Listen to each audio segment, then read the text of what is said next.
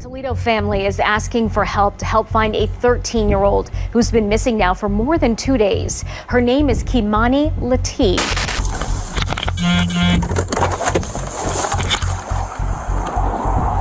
Come here, man. Don't do it. What's your hands? Kill me. Dude, show me your hands right now. Me, bro.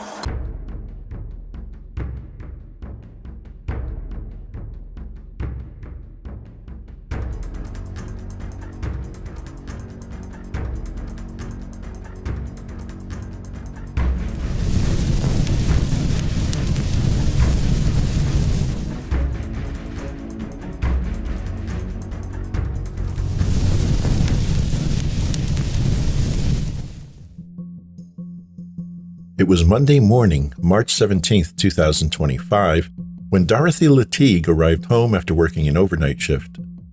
Almost immediately, she sensed something wasn't right.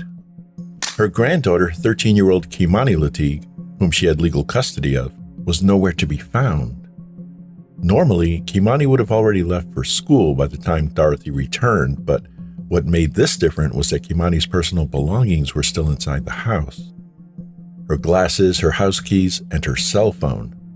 Her underclothes were folded near the couch, her pajamas crumpled on the dining room floor. And the stove? It had been left on. The last confirmed sighting of Kei'Mani was the night before, Sunday, March 16th at around 10 p.m., when she was with her biological father, Darnell Jones. Kei'Mani's father says he saw his daughter late Sunday night after she called him afraid to be home alone. I came over here because she said that if it seemed like somebody was trying to break into the house. So I sat for an hour, me and my cousin, we sat over here. And we left around like 12:30-ish. Dorothy called Kei'Mani's school, Spring Elementary, to check in. That's when she learned her granddaughter hadn't shown up for class. Growing increasingly anxious, she continued calling family and friends, hoping someone had seen or heard from her. But no one had, and Kei'Mani's phone went straight to voicemail. With each passing hour, Dorothy's concern deepened. Eventually, she contacted the police. Non-emergency. Yes, I'd like to make a police report. Okay, what's the address? Elm Street. Okay, what kind of report? A missing person. Okay, what's your name? Mine or hers? Yours? Dorothy. Okay, and who's Latigue. missing? Kei'Mani. Is this your daughter or son? This is my granddaughter. Okay, do you have custody? I do. Okay, how old is she? 13. How long ago she's been missing? To the best of my understanding, she's just been missing this morning. And I called her school and went up to her school, and they said she's not there. What school does she go to? Spring. Do you remember, did you see what she was wearing before she left? No, she's usually going to school before I get home from work. Okay. Is she black, white, or Hispanic? She's black. She looks Hispanic. Okay, and then what was her last name? Latigue. Your phone number? 419. Okay, does she have a phone on her that you're aware of?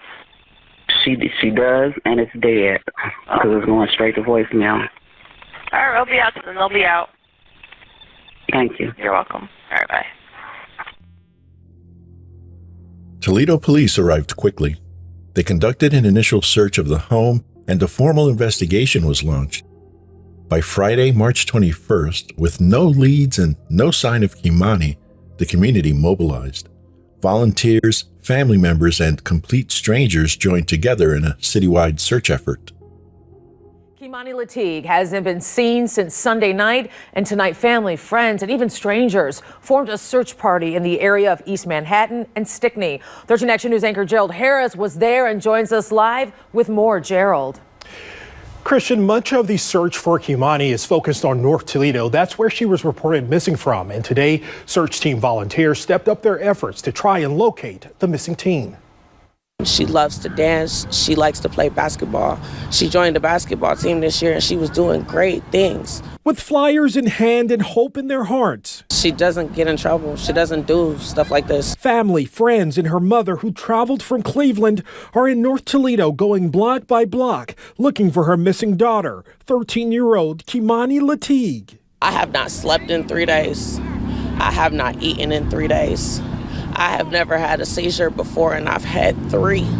The teen has not been seen since Sunday night after 10 p.m. Her grandmother, who is her guardian, told 13 Action News she came home from work and the door was unlocked. I just wanted to come out and see what I could do to support. Thought if it was our child, we would want to come out and do what we could. Volunteers from across Toledo and even Cary, Ohio, showed up to help.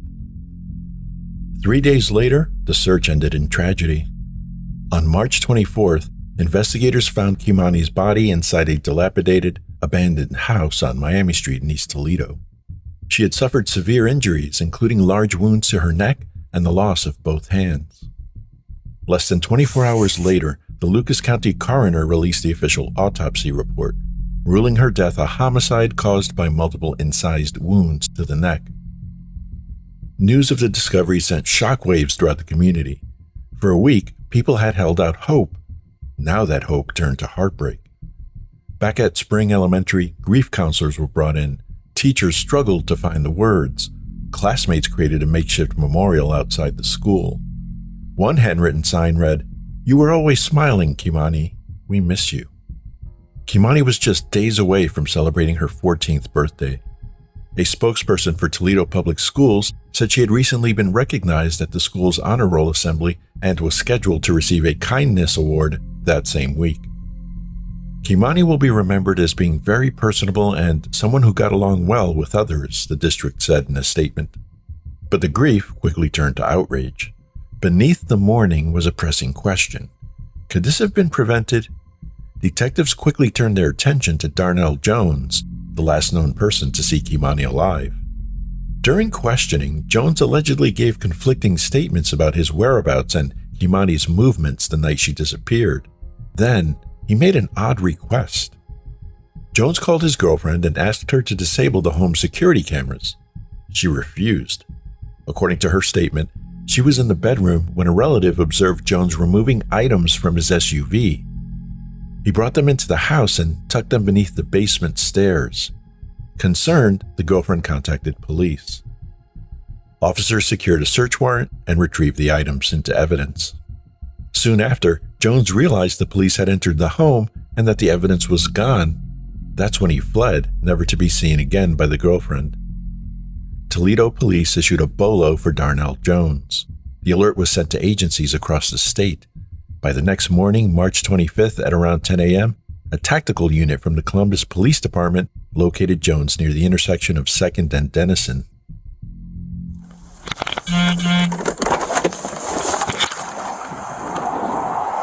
Come here, man. Don't do it. What's your name? Kill me.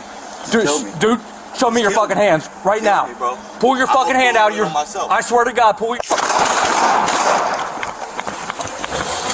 fired. Shots fired. Dennis in a second. Don't fucking move. Don't move. Alright, suspect down. All you guys are okay. Yep. Don't move. He's got 33 right there. 33 in his hand. No, it's a walkie-talkie, but there's 33s right here. Don't you move or you're gonna get shot, okay? All right? Got it. Yep. That's him. Somebody get on the main air. Get us a medic. I'm working on it. All right, on your belly. All right. You got cuffs? I got cuffs. There you go. Thank you, brother. We'll get you help, okay? I just want to die, bro. No, I know, but we can't allow that. I can't. All right. I don't want to live. Get us some cruisers. Secure this scene. Copy, I'm in radio. All right, who fired? Him in the car. He did too. All right. You did? I did not. Okay. He did. Okay. You good? All right. You good? All right. I know. All right. Listen to me. Listen, I got to roll you off. I got to get you up on your side, okay? I got to get you up on your side. I got you. All right. Where you hit at, bro? I don't know. All in my leg. All on your leg. He's all hit right here. I know. He's hitting his arm once. Oh my God. We need a medic here now. Where's your they're coming, okay? We got him. He's hit once in the arm. All right. He's hitting the side here. Yep, you're hitting the side. Okay.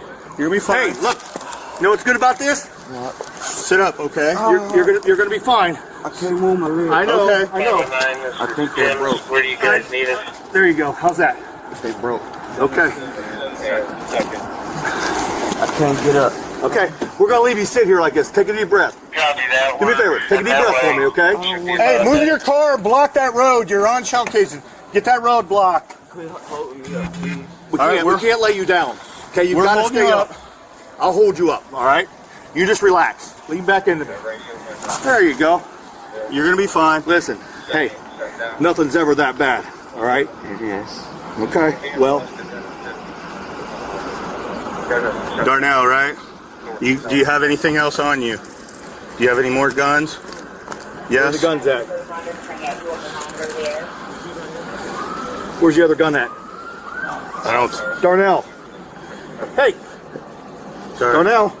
Do you have anything else on you? Yeah, he said you had a gun. I don't. I think he's just fading. I don't know. Nope. Just stay back, okay, please? Stay back. Hey. Okay. Okay. We're making good witnesses.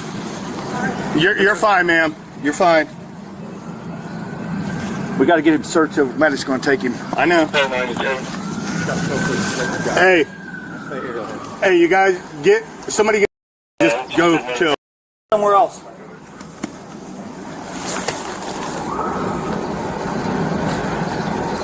I'm sorry. Hey, have that cruiser start getting scene tape. Scene tape. Let the medic in. Step back. They're fine. It's fine.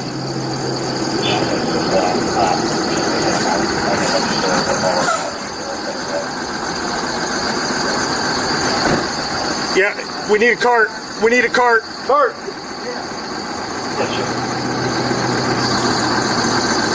I know. Stay with me, bro. Keep talking to me, okay?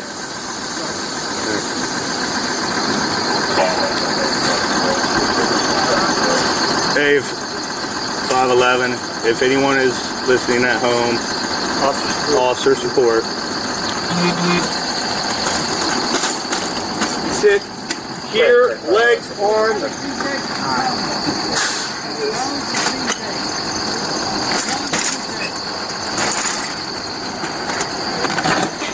Which way do you want his head? Here. Right there? Okay. Up. Do you need him out of the cuffs?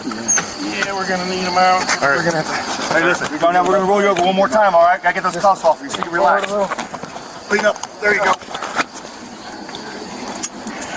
He's hitting the arm, leg, arm, and I believe left chest. Okay.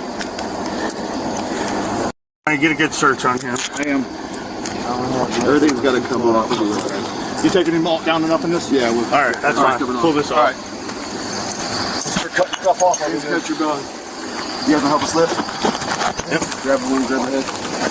1, 2, 3. Down. We're down. Hold on. Just stare at it. I'm good. Hey, don't move your arm. I know it hurts. They're going to help you, okay? I can't even shoot me in the head. Well, we're not trying to hurt you. We're not trying to kill you. Take this off my arm. No, we're not going to take it off your arm, okay? They're going to cut it off in just a second. According to police, Jones pulled a gun during the encounter and was shot by officers. He was hospitalized in critical condition but later stabilized. Court records allege that he admitted to dragging Kei'Mani to the abandoned house where he inflicted the fatal injuries. After his arrest, Jones was booked into the Franklin County Jail and held without bond. Due to the injuries from his arrest, he was housed in the jail's medical ward. On April 18th, he appeared in Lucas County Court for the first time. A judge set his total bond at $4 million, $2 million for murder and $1 million each for abduction and felonious assault. But just when it seemed the case couldn't get any darker, another unexpected development. On the morning of April 19, 2025, less than a month after Kei'Mani's body was found, the abandoned house on Miami Street went up in flames. The building had already been marked as a code red structure due to its dangerous condition, and by the time fire crews arrived, it was fully engulfed in flames. Because of the home's instability and its role in an active homicide investigation, firefighters made the decision to fight the blaze from the outside only, avoiding entry. Investigators later classified the fire as suspicious, and it's now being treated as a possible arson.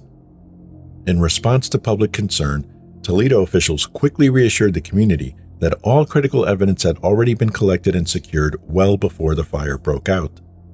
Within hours, demolition crews were on site, and by late morning, the structure had been completely leveled.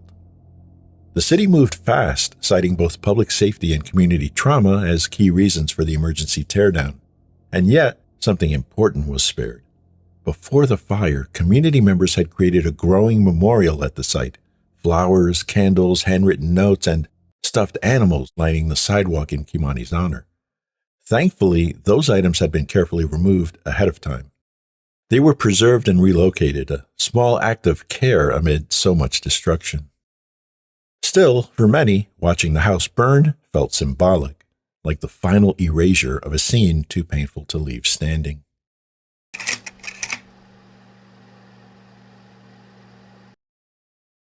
Less than 2 weeks after the fire on April 30th, Darnell Jones appeared in court again, this time for his formal arraignment. Thanks to courtroom cameras, the public got their first direct look at Jones since his arrest. Seated before the judge, he entered a plea to the charges laid out against him tied to the death of his 13-year-old daughter. The hearing was procedural, but it carried weight. For many watching, it was a jarring moment. A man who was supposed to be a protective father, now standing accused of one of the most brutal crimes in recent memory. Good afternoon, please be seated.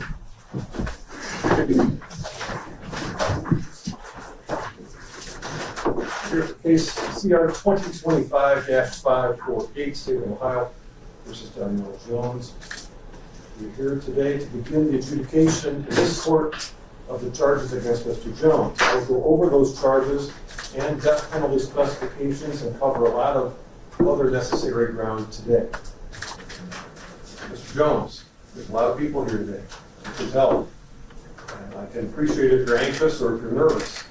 I want you to do your best to focus on me and the questions I'm going to ask you and the information I'm going to give you, okay? Now, as we said, I have a lot to go over. I want to make sure you understand as best you can, okay? Yes, sir. What's your name? Darnell. What's your full name?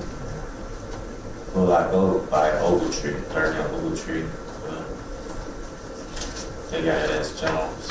Okay, can you explain why do they have Jones? Why do you call yourself Ogletree? My birth name is Darnell Ogletree, and my adopted name is Darnell Jones. Okay. But ever since I was like 19, I've been under Ogletree. Okay. But does your birth certificate say Ogletree, or does your birth certificate say Jones? Jones. It says Jones? Yeah, but like my social security card, my ID, all my taxes, everything's been under Ogletree. Okay. Where were you born? Ohio. Okay. Where were you raised and where have you lived? I live in Cleveland, Columbus, and Toledo, but mainly Toledo. Excellent. Are you a United States citizen? Yes, sir. Okay. Can you speak, read, and write in English? Yes, sir. All right. Do you speak, read, or write any other language? No, just English. Just English, okay. And do you have any problems reading, hearing, seeing? No. Do you wear contacts? Sometimes I wear reading glasses, but okay. Well, there's going to be some stuff to read today. And for instance, we have an indictment you can see on the big screen there, the screen in front of you. I'm going to be reading part of that. So if at any time you need help with anything, please let either your attorneys or let me know, all right? Yes, sir. All right. How about hearing aids, anything like that? No, sir. All right, you hear me okay? Yes, sir. All right. I'm going to ask you that you speak up when you can, okay? Are you taking any medications? The pain meds for the accident, and they got me on some psychotic meds, for anxiety. For anxiety? Yeah. Okay. Are you taking those medications pursuant to a doctor's order? Yes. Okay, you're taking them according to those instructions? Yes. All right. Do those medications affect your ability to understand what I'm telling you? No, sir. Does it affect your ability to answer my questions? No, sir. Okay. Once again, if I go too fast or you don't understand something, just let me know, okay? Yes, sir. All right, fair. Have you been diagnosed or treated for any mental illness? Yes, sir. What kind? Depression, schizophrenia, bipolar, ADHD, ADD. It's been a lot. I don't want to get too much into your personal medical records, but the reason I'm asking you this is, I want to make sure, and I'm sure your attorneys want to make sure you're understanding what I'm asking you. That's the only reason I'm asking you right now, is to make sure that if you have any kind of medical condition, physical condition, handicap, it doesn't impair you from answering my questions and understanding what I'm talking about. Okay? All right, so let's begin. And as I said, it's on the screen too, if that's easier for you to read that. All right, so the indictment has a case number on it, has your name on it, and it has some operative dates. This indictment, Mr. Jones, contains in it 15 different counts. Count is simply a charge that you violated. Let's start with the first one here. You've got count 1, aggravated murder. UF means unclassified felony with specifications. And it alleges that you did purposely and with prior calculation and design cause the death of Kei'Mani Latigue, in violation of those code sections, making it aggravated murder. Now you're going to see beneath that felony murder specification, which alleges that you committed, attempted to commit, or were fleeing immediately after committing or attempting to commit rape, and either the offender, you, were the principal offender in the commission of the aggravated murder, or if not the principal offender, you committed the aggravated murder with prior calculation and design. The specification under that also says felony murder. It's the same as the one I just read with the replacement instead of rape, it says kidnapping. And the third felony murder specification replaces rape or kidnapping with aggravated murder. Otherwise, those three specifications are essentially the same. You'll see on the next page that there is also a murder to escape specification, which reads that the offense was committed for the purpose of escaping detection, apprehension, trial, or punishment for another offense committed by you, to wit, rape, kidnapping, and or aggravated burglary. Although that is what's called a sexual motivation specification, and it says that you committed the offense with a sexual motivation.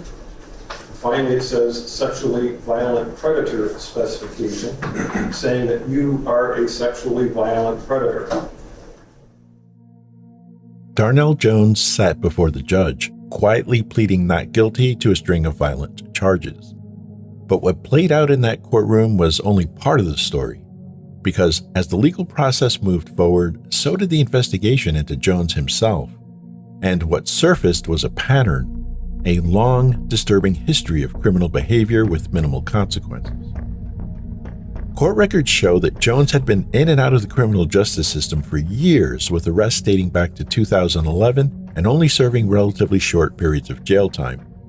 We're talking about convictions for domestic assault, resisting arrest, attempted arson, and weapons violations. There were also reports of substance abuse, consistent, repeated red flags that painted a picture of a man spiraling long before Kei'Mani disappeared. And yet, despite all of it, he somehow still had access to his daughter.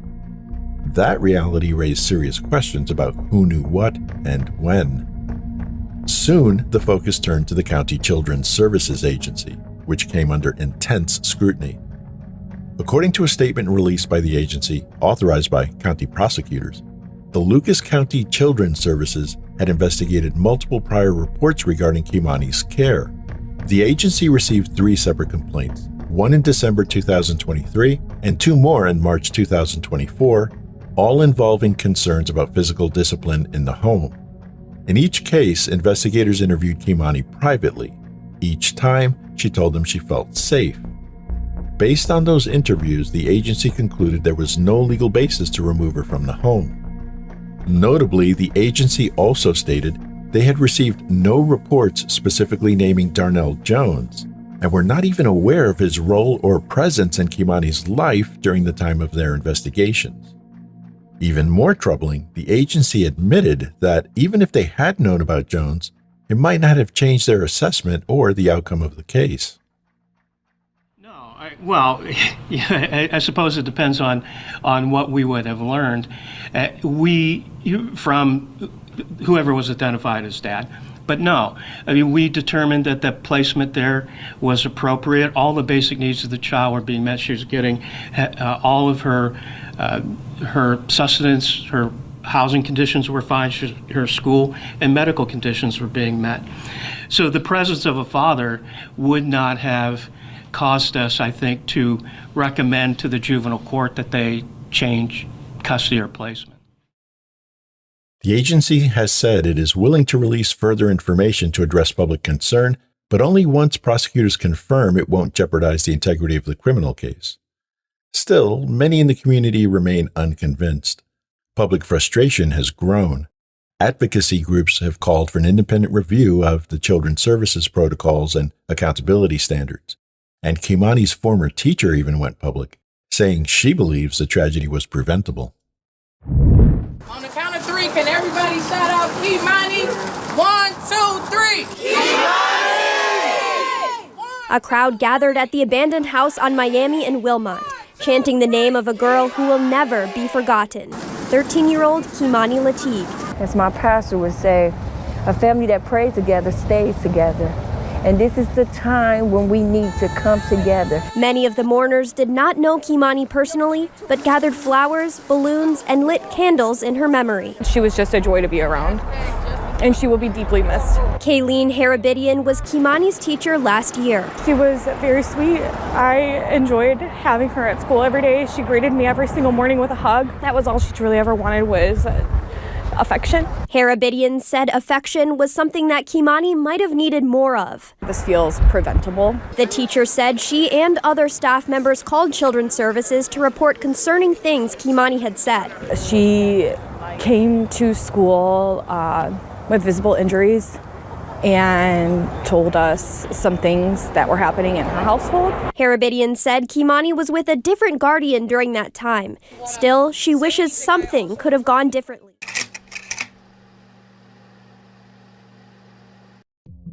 As of the date of this upload, Darnell Jones remains in custody at the Lucas County Jail, held on a $4 million bond. He has pleaded not guilty to multiple charges, including aggravated murder, kidnapping, and a series of felonies tied to the abuse and death of his 13-year-old daughter.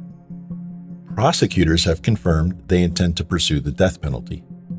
A tentative trial date is set for April 2026, but with more than 200 pieces of evidence, including surveillance footage, body cam video, digital records, and witness statements, that timeline could still change.